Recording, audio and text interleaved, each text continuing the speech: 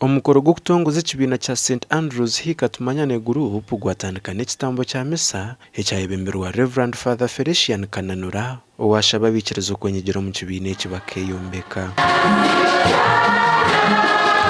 Tushabe mukama ngo kigombe kito ekyo kitwere ekyokubanza okuhikana nk'abantu n'okutengera omuntu mag'obuntu n'okukwatanisa abokuba tukatandika turukusyarara okukwata eseta tariho okucyaringa tariho konka muheru twagira ngo apana obwebembezi n'okuronda obu n'obu kandi bikiriza kandi nyina amasiko oba tuyisa aronki hata ekibiina kyagenda omu misho.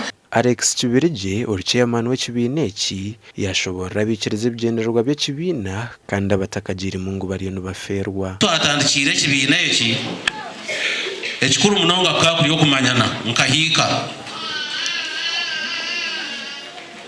kugira ngo ekereziya yona tumanyane tutakakoma kushaba konka twongere kumanyana obundi ekitinwa kya Ruhanga kikareebwa omuri itwe.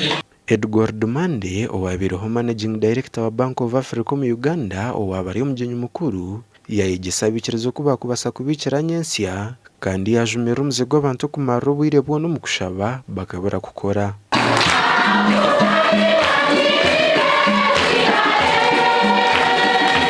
Faith without action is not faith at all. Hariho abantu bakugenda bakakwegesa abana bitu faith bakaza Ruhanga izoba ryo narya Ruhanga natendereza naza kurya ki.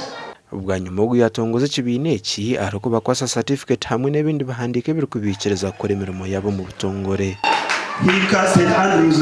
Omugandi abashwerine bashabirwa kuhwerahwerana omu mirimo yabo y'ibari gukora. Okushaba okuhirwa obwo bashwerine babire nibatere ebiragano byabo busya aha kanisa ya St Luke y'obusaba dikono bwa Kinoni. Bwanyuma bakwasibwa amabaruha okwereka ngo obushwere bwabo bwatandika busya.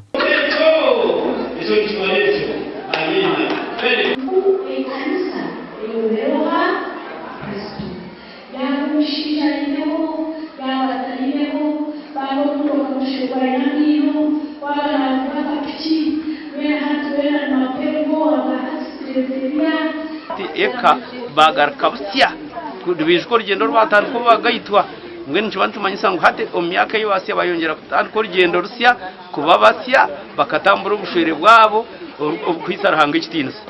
Inda Aidan Bataringaya hamwe na Arwaswa.